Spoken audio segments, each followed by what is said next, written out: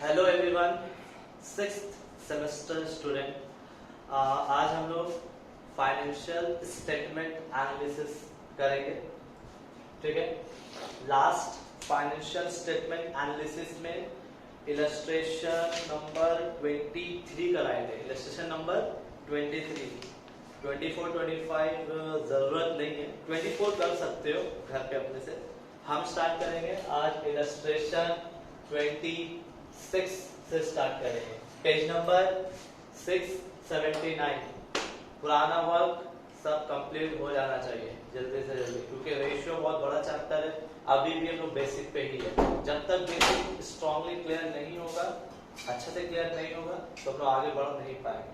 ठीक है, question already पहले से लिख के रखा है। Illustration 26 page number 679।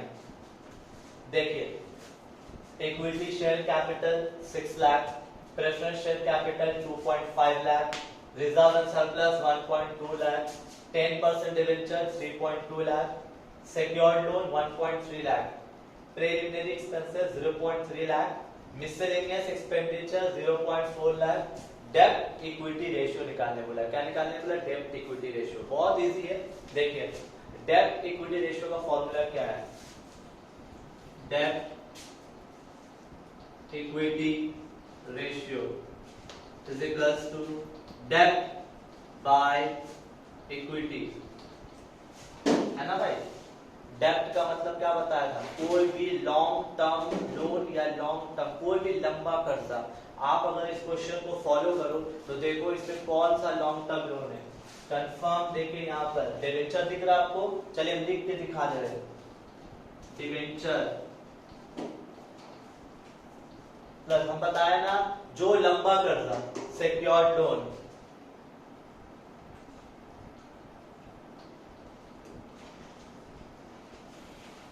Secured loan. तो यही दो ऐसा था जो डेब्ट था, मतलब लॉन्ग टर्म लोन। अब डिवाइडेड बाय इक्विटी तो पता है आप लोगों को। क्या फॉर्मूला है वो लिख देते हैं। Share capital plus reserve and surplus minus fictitious asset.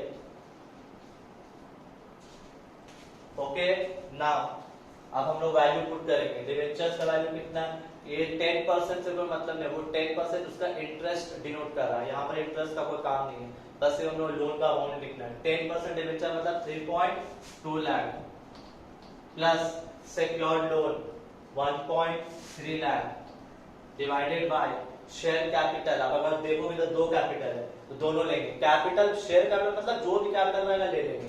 6 lakh और 2.5 lakh, 6 lakh plus 2.5 lakh plus reserve and surplus. तो देखिए रिजर्व एंड सरप्लस दिया 1.2 लाख माइनस फिक्टिशियस एसेट। तुम बोलोगे इस सब में फिक्टिशियस एसेट कौन सा? ये दोनों प्रीलिमिनरी एक्सपेंसेस, अब ये दोनों ही फिक्टिशियस एसेट है।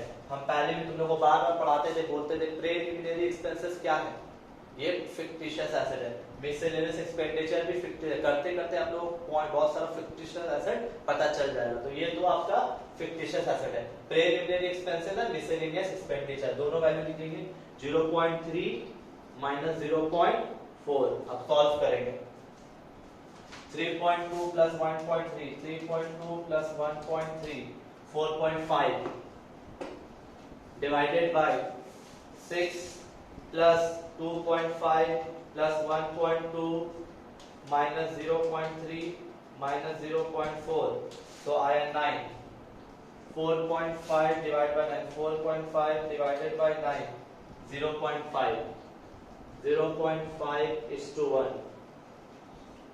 डेब्ट इक्विटी रेशियो क्यों कराया पता है? ये सम, क्योंकि इस सम से हमको ये पता चलता है कि कौन कौन सा लंबा कर्जा है, कौन सा इक्विटी का पार्ट है। जब हम लोग बड़ा सम्स करने जाएंगे बैलेंस शीट, तो वहां पर हम लोग डेब्ट इक्विटी का हेल्प से लॉन्ग टर्म लोन निकाल पाएंगे। क्योंकि बहुत सारा सम में ऐसा आएगा कि लोन निकालिए, तो लोन निकालने के लिए आपको डेब्ट इक्विटी रेशियो का हेल्प लेना पड़ेगा। कभी कभी हम लोग को शेयर कैपिटल भी निकालना पड़ता है, वो भी फाइंड आउट करना पड़ता है। तो शेयर कैपिटल भी डेब्ट इक्विटी रेशियो का हेल्प से फाइंड आउट किया जा सकता है। तो हम क्या बोल रहे हैं बार बार कि हम लोग छोटा छोटा सम्स कर रहे हैं जिससे पता चले कि कौन सा पार्ट किसके लिए काम आ सकता है। जब तक आप ये नहीं समझिएगा कौन सा रेशियो से क्या निकाल पाएंगे तो तब तक हम बैलेंस शीट या फाइनल अकाउंट नहीं बना पाएंगे रेशियो का हेल्प से। ठीक है, कॉपी कर लीजिए जल्दी सा, फिर हम लोग नेक्स्ट सम्स करेंगे।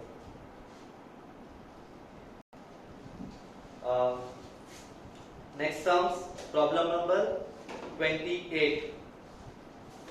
देखिए क्वेश्चन ऑलरेडी लिख के रखा है।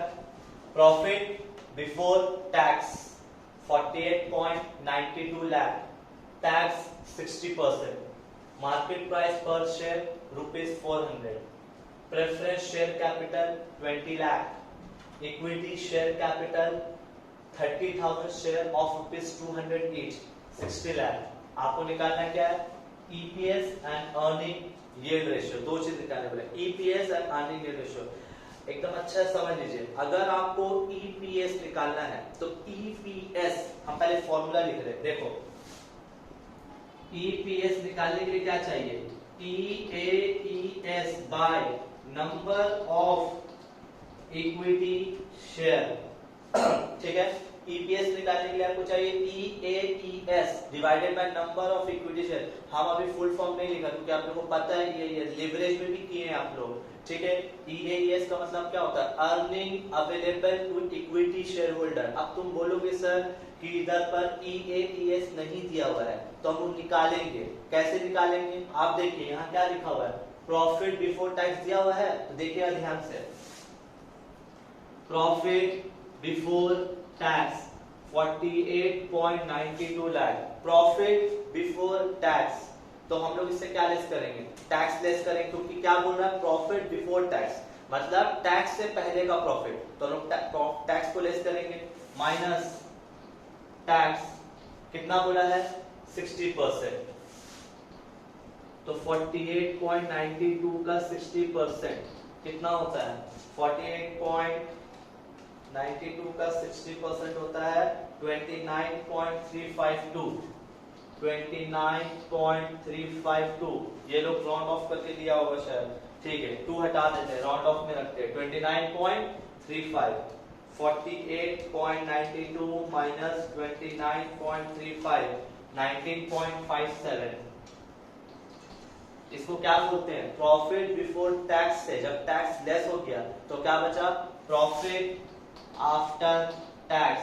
इसके बाद क्या लेस किया जाता है? याद करो लिवरेज में आप लोग, प्रेफरेंस डिविडेंड,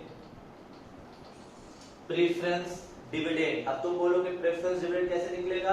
प्रेफरेंस डिविडेंड तभी माइनस होगा जिस समय प्रेफरेंस शेयर कैपिटल रहेगा। हाँ है, देखिए प्रेफरेंस शेयर का कितना है? 20 लाख, लेकिन डिविडेंड कितना है? 9%। तो 20 लाख का 9% निकालेंगे, 20 लाख का 9%,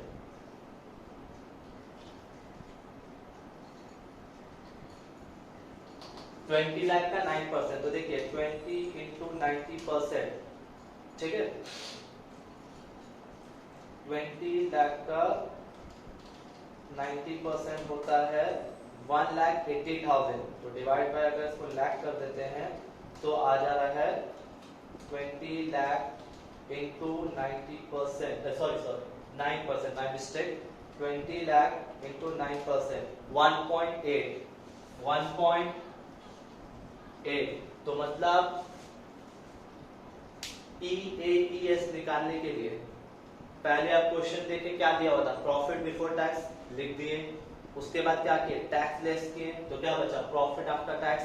प्रॉफिट आफ्टर टैक्स के बाद क्या लेस होता है? Preference dividend. प्रेफरेंस डिविडेंड तभी माइनस होगा जब प्रेफरेंस शेयर कैपिटल रहेगा। तो प्रेफरेंस शेयर कैपिटल कितना था? 20 लाख, उसका डिविडेंड कितना है? 9%। तो 20 लाख का 9% कितना आया? 1.8 लाख। माइनस करेंगे 19.57 से, 19.57 माइनस 1.8, तो दैट इज 17.77। 17.77 ये जो आया इसको क्या बोलते हैं? EAES. EAES earning available to equity share holder. आ गया? हमको क्या निकालना था? ईपीएस। ईपीएस का मतलब क्या होता है? Earning per share. फॉर्मूला क्या है? EAES by number of equity share, EAES कितना आया 17.77 divided by number of equity share, कितना number of equity share 30,000 share, ठीक है। एक काम कर सकते हैं, क्योंकि यहाँ पर देखिए सारा जो फिगर है वो लाख पे है, तो हम इसको कन्वर्ट कर लेते हैं लाख पे। ये लाख में 17.77 लाख, तो हम इसको मल्टीप्लाई करेंगे लाख से, 17.77 इंटू 1 लाख, तो ये क्या हो जाएगा पूरा। हम लोग क्या करते थे, छोटा छोटा भी लिख रहे थे, लाख को बड़ा 0 नहीं लिख रहे थे, उसको लाख बोल के लिख रहे थे, तो अभी इसको चेंज कर ले रहे इंटू, तो हो जा रहा आपका 17,77,000। तो हम यहाँ इसके जगह ये लिख सकते हैं 17,77,000। दोनों का मीनिंग एक होता है, बस ये है कि हम यहाँ पर जीरो को छिपा रहे थे, अभी यहाँ पर लिख दिए डिवाइडेड बाय 30,000। अब तुम्हें समझ में क्वेश्चन आएगा कि सर यहाँ पर सब जगह क्यों नहीं कर रहे थे, क्योंकि वहां पर जरूरत नहीं पड़ रहा था, क्योंकि उसे जरूरत नहीं था इसलिए कर दी। क्योंकि यहाँ पर आप देखिएगा इसलिए चेंज किया क्योंकि यहाँ पर जो इक्विटी शेयर है वो ऑलरेडी एक्चुअल नंबर पे दिया हुआ है, तो इसीलिए हम इसको क्या किया वैल्यू में पूरा लेके आ गए, नहीं तो फिर हम वैसे भी कर सकते थे। इसलिए नंबर ऑफ शेयर पूरा वैल्यू पे दिया हुआ था, तो हम इसको क्या किया, इसको भी वैल्यू पे लेके आए। अब डिवाइड कीजिए 17,77,000 डिवाइडेड बाय 30,000, तो 59.23 ये आ गया आपका आंसर। अर्निंग पर शेयर 59.23, एक पार्ट आया अर्निंग पर शेयर। अब क्या निकालना है आप लोग को, अर्निंग यील्ड रेशियो। बार बार आप लोग को बोल दे रहे EAES, ये बहुत इंपॉर्टेंट पार्ट है, चाहे वो आप फाइनेंशियल मैनेजमेंट करो या FSA करो, हर जगह से जरूरत पड़ता है। आपको पता होना चाहिए कि EAES कैसे निकलता है, कहीं ना कहीं प्रॉफिट बिफोर टैक्स या profit before interest and tax, ये सब डेटा दिया रहना चाहिए, तभी आप निकाल पाओगे। क्लियर? तो अभी हम लोग निकाले EPS, अब निकाला अर्निंग यील्ड रेशियो। वीडियो को पॉज करके इसको कॉपी कर लीजिए अच्छे से, नेक्स्ट सम्स कर रहे हैं हम लोग, ठीक है। अब हम लोग को निकालना है earning yield ratio, earning yield ratio. हम आप लोगों को बोले थे ना कि कुछ फॉर्मूला आप लोगों को सम्स के दौरान देंगे, जैसे कि नया चीज आया अर्निंग यील्ड रेशियो, इसका फॉर्मूला है EPS by MPS, EPS by MPS।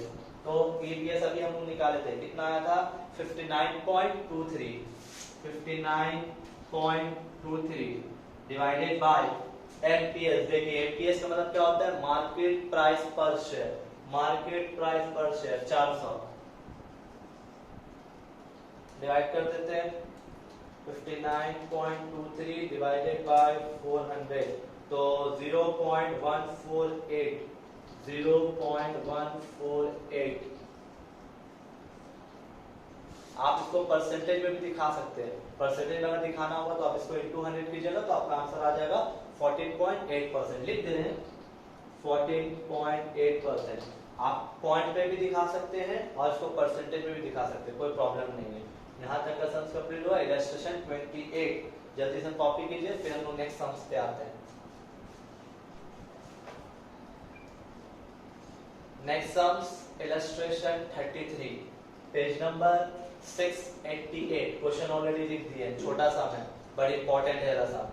Honours में आया, जितना भी क्वेश्चन कराया सब ऑनर्स का ही है, किसी के पास जनरल में आता है या किसी लोग ऑनर्स में। ऑनर्स में यूजुअली बड़ा सम आता है, कोई ईयर ऐसा होता है कि छोटा सम दे देता है, लेकिन जनरल वालों का बहुत रेयर बैलेंस शीट बनाने आता है, छोटा सम देता है। लेकिन ये सम्स इंपॉर्टेंट है, क्योंकि इससे क्या चीज फाइंड आउट करना वो समझना है। देखिए करंट रेशियो दिया हुआ है, CR मतलब करंट रेशियो 2.5:1, QR मतलब क्विक रेशियो 1:1, करंट एसेट दिया हुआ है 20,000, क्लोजिंग स्टॉक निकालना है आपको।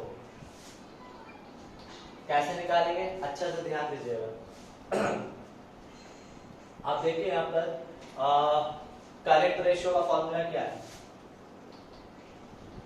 Current asset by current liability है ना। करेंट रेशियो का फॉर्मूला क्या है, current asset by current liability. बताओ करेंट रेशियो कितना दिया हुआ है 2.5:1, हम लिख दिया 2.5/1 is equals to current asset by current liability. Current asset कितना दिया हुआ है 20,000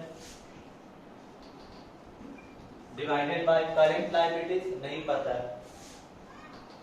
क्रॉस मल्टीप्लाई करेंगे,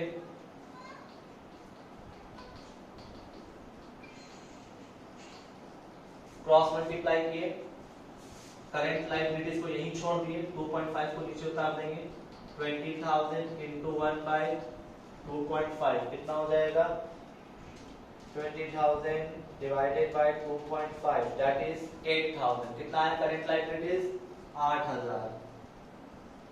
ध्यान दीजिएगा। अब देखिए क्या दिया हुआ है, क्विक रेशियो। क्या दिया हुआ है, क्विक। क्विक रेशियो का फॉर्मूला क्या है, quick asset by quick liabilities. Quick asset by quick liabilities लिख दिया। अब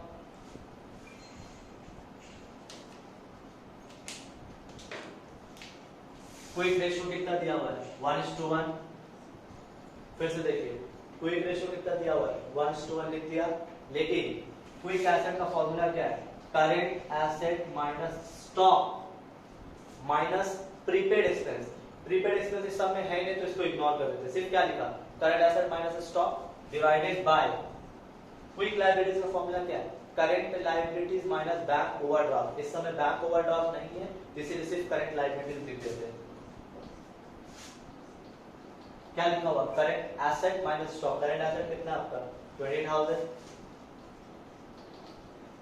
माइनस स्टॉक का वैल्यू फाइंड आउट करना है डिवाइडेड बाय करंट लायबिलिटीज कितना है 8,000। फिर से देखिए क्विक रेशियो 1:1 लिखे। क्विक एसेट का फॉर्मूला है current asset minus stock, current asset minus stock. Quick liabilities का फॉर्मूला है current liabilities minus bank overdraft. सब में बैंक ओवरड्राफ्ट नहीं है इसीलिए क्या लिखा, करंट लायबिलिटीज कॉपी किए। करंट एसेट का वैल्यू दिया हुआ था 20,000 लिखे। स्टॉक तो निकालना है आपको इसीलिए वैसे रख दिया।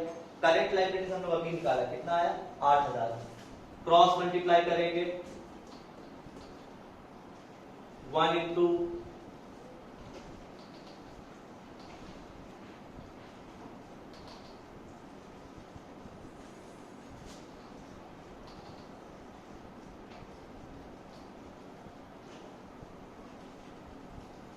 तो वहां ले जाकर माइनस स्टॉक वहां जाएगा तो प्लस हो जाएगा, ये 8,000 यहाँ आएगा तो माइनस हो जाएगा। तो 20,000 माइनस 8,000 12,000। ये रहा स्टॉक का वैल्यू। क्वेश्चन में क्या बोला था, क्लोज स्टॉक। अब हम बता ये सब क्यों इंपॉर्टेंट है, जब आपको बैलेंस शीट बनाने बोलेगा तो आपको बैलेंस शीट पे एसेट साइड स्टॉक तो आता ही है, तो क्वेश्चन में आपको स्टॉक पता नहीं रहेगा तो स्टॉक कैसे निकालोगे, क्विक रेशियो का हेल्प से। बार बार एक चीज आप लोग को फोकस करें, छोटा सम जितना कीजिएगा आपका स्ट्रॉन्ग होगा कि किस चीज कौन सा आइटम कहां से फाइंड आउट किया जा सकता है। जैसे कि इस सम में हम लोग, और इसमें करंट एसेट भी, अच्छा करंट लायबिलिटीज भी नहीं पता रहेगा तो आपको करंट रेशियो का हेल्प, क्विक रेशियो का हेल्प लेना पड़ेगा। तो समझिए बात को कि कौन सा रेशियो, फॉर्मूला दिमाग में याद नहीं करना है, समझना है कि कौन सा रेशियो से क्या चीज फाइंड आउट किया जा सकता है। तो इससे हमने स्टॉक निकाला, ठीक है। कॉपी कर लीजिए, नेक्स्ट सम आगे बढ़ते हैं। नेक्स्ट सम इलस्ट्रेशन 31, थोड़ा बड़ा सम है, बहुत इंपॉर्टेंट सम है और बहुत ही एकदम न्यू सम है, मतलब थोड़ा डिफरेंट टाइप का सम है। एक्चुअली क्या है इस सम में, यूजुअली आपको डेटा दे देता है तो आपको बोलता है करंट रेशियो निकालो, क्विक रेशियो निकालो, डेब्ट इक्विटी निकालो, डेटा टर्नओवर निकालो, कुछ भी रेशियो फाइंड आउट करने बता देता है। यहाँ पर आपको कौन सा रेशियो निकालना नहीं बताया, बट इधर पर आपको एक सेंटेंस दिया है, सेंटेंस को पढ़ के समझना है कि कौन सा रेशियो निकालना है। प्रॉब्लम ये है कि हमको निकालना क्या है वो निकाल लेंगे, बट उससे पहले हमको समझना पड़ेगा क्या निकालने बोला गया। सेंटेंस पढ़ना पड़ेगा, सेंटेंस पढ़ के समझना पड़ेगा। क्वेश्चन हम इसलिए नहीं लिख पाए क्योंकि बहुत बड़ा क्वेश्चन है, क्योंकि पूरा फाइनल अकाउंट बना हुआ है और एक बैलेंस शीट बना हुआ है, तो हम आपको सिर्फ फॉलो कर सकते हैं। जब आप लोग घर में जब कीजिएगा कॉपी में तो क्वेश्चन तो रहेगा, क्वेश्चन देख लीजिएगा आप लोग, इसका डेटा लिख नहीं पाएंगे, बहुत बड़ा सम है। तो हम स्टार्ट करते हैं, जैसे क्वेश्चन एक बार रीड आउट करते हैं। The following are abridged accounting report, मतलब कंपनी की रिपोर्ट दिया अपना, कि कंपनी अपना पूरा फाइनल अकाउंट और बैलेंस शीट बना के दिया, बोला है कि इसके हेल्प से आपको रेशियो निकालने बोला है, जो आपको डायरेक्ट नहीं बताया। नंबर 1 पहला बोला the rapidity with which account receivable are collected, मतलब the rapidity with which account receivable, मतलब बोल रहा है कि ये सेंटेंस का मीनिंग ये निकलता है कि कितना जल्दी हम डेटर से पैसा कलेक्ट करते हैं।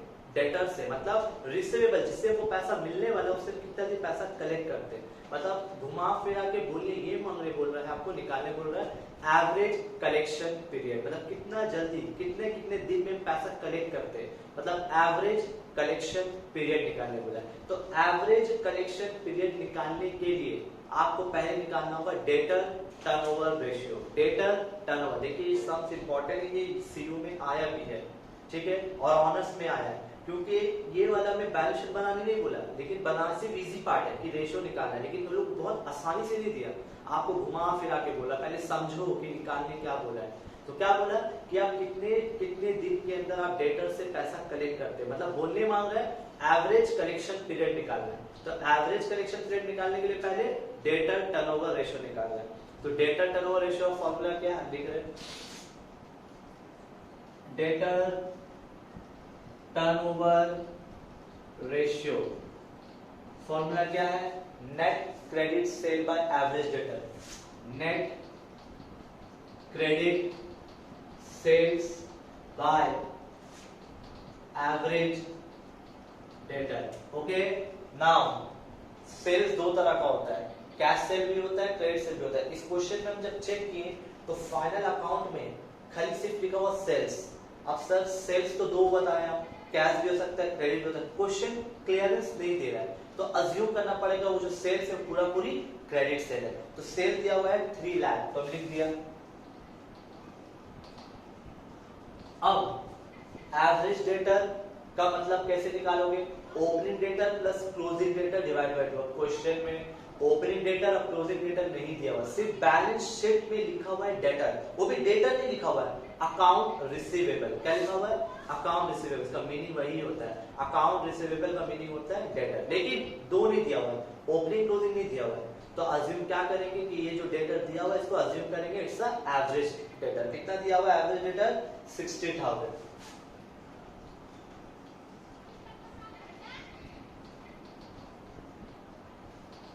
कितना आया, 5 टाइम्स।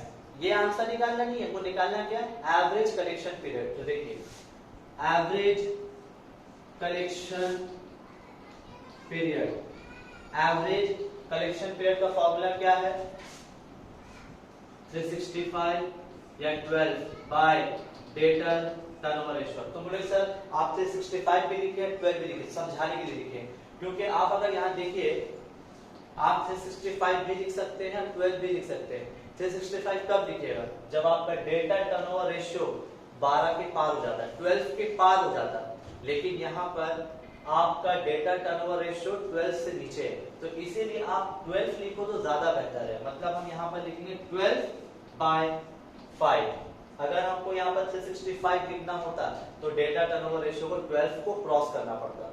ऐसा कोई बात नहीं, आप लिख सकते हैं, आप कुछ भी लिख सकते हैं, बट अधिक कन्वीनियंस, आंसर का कन्वीनियंस देखता है कि आंसर ज्यादा कन्वीनियंट किस पे आता है। तो अगर आपका डेटा टर्नओवर रेशियो 12 को क्रॉस कर जाता तो आप 365 लेते, लेकिन आप देख रहे हैं डेटा टर्नओवर रेशियो आपका 12 से नीचे, तो आप क्या लिखिएगा 12। तो इसीलिए देखिए 12 से नीचे था 5 था, इसीलिए हम 12 लिखा।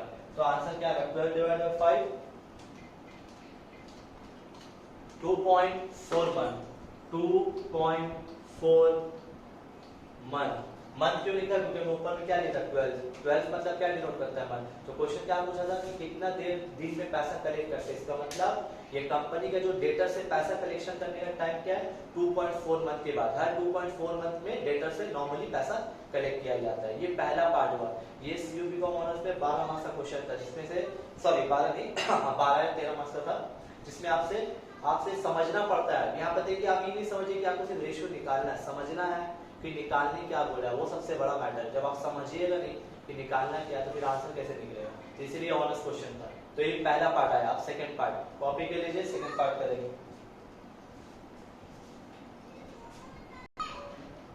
नेक्स्ट बोला है the ability of the company to meet its current obligation. The ability मतलब कंपनी कितना जल्दी अपना करंट कर्जा को क्लियर कर सकता है, इसका मतलब आपको निकालने बोल रहा है current ratio, the ability of the company to meet its current obligation, ये इसका सेकंड पार्ट है, मतलब आपको निकालने बोला है करंट रेशियो। तो करंट रेशियो का फॉर्मूला क्या है? Current asset by current liabilities. Current asset balance sheet, question तो दिया हुआ बैलेंस शीट, तो बैलेंस शीट का हम एसेट साइड जाएंगे, वहां पर चेक करेंगे क्या क्या करंट एसेट है, हम लाइन से पढ़ सुनोगे। Plant fix asset, building fix asset, inventory क्या है करंट एसेट, हम लिख के दिखा देते हैं इन्वेंटरी। फिर इन्वेंटरी के बाद है अकाउंट रिसीवेबल जिसको डेटर बोलते हैं, it's a current asset, account receivable, account receivable जिसको हम क्या बोलते हैं डेटर। फिर उसके बाद क्या दिया हुआ है कैश, ये भी करंट एसेट है, खत्म और नहीं करंट एसेट। अब क्या चाहिए आपको करंट लायबिलिटीज, चले आते हैं लायबिलिटी साइड, हम लाइन से पढ़ रहे हैं। Capital not a current liability, reserve not a current liability, profit and loss not a current liability, loan on mortgage, loan on mortgage मतलब long term loan is not a current liability, current liability का meaning वो कर्जा जो एक साल के अंदर चुकाना होगा। अकाउंट पेएबल, अकाउंट पेएबल का मतलब होता है क्रेडिटर, क्रेडिटर को आदमी एक साल बाद नहीं चुकाता है, एक साल के अंदर चुकाता है, मतलब ये करंट लायबिलिटीज है। अकाउंट पेएबल, अकाउंट पेएबल का मीनिंग क्या होता है क्रेडिटर। और प्रोविजन फॉर टैक्सेशन, टैक्स का पैसा भी एक साल 2 साल बाद नहीं चुकाता है, एक साल के अंदर ही चुकाना होता है, तो ये भी क्या है current liability. Provision for tax, उसके बाद अक्रूड एक्सपेंस, अक्रूड एक्सपेंस मतलब कुछ खर्चा बाकी है, मतलब एक साल के अंदर ही चुकाना होगा, करंट लायबिलिटी। अक्रूड एक्सपेंस लिख दिया, हम इतना लिखते नहीं फिर भी लिख के समझा दे आप लोग को, अब बस वैल्यू पुट करना निकालना है। इन्वेंटरी का वैल्यू दिया हुआ है 18,000, डेटर का वैल्यू दिया हुआ है 16,000, कैश का वैल्यू दिया हुआ है 30,000, अकाउंट पेबल क्रेडिटर का वैल्यू है 87,000, प्रोविजन फॉर टैक्स, टैक्स का वैल्यू है 8,000, अक्रूड एक्सपेंस का वैल्यू है 5,000। बस सॉल्व करके आंसर निकालेंगे। 80 + 60 + 30, 80 + 60 + 30 तो होता है 1,70,000। 87 + 8 + 5, 87 + 8 + 5 तो होता है 1 लाख। 1.7:1, ये आंसर क्या आया correct ratio 1.7:1 correct. Next third part copy कीजिए, फिर हम लोग नेक्स्ट थर्ड सी करेंगे। मतलब